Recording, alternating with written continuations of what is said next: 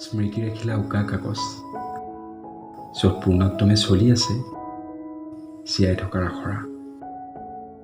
হেঁপাহখিনিকো তোমাৰ বুকুতেই আশ্ৰয় দিছিলোঁ, কল্পনাত বিভোৰ হৈছিলোঁ তোমাৰ সৈতে। সপোনবোৰকো উৰিবলৈ শিকাইছিলোঁ এজাক বালিমাহীৰ দৰে। কিন্তু তুমি যে আছিলা শিহৰণকাৰী এক স্বাৰ্থলোভী।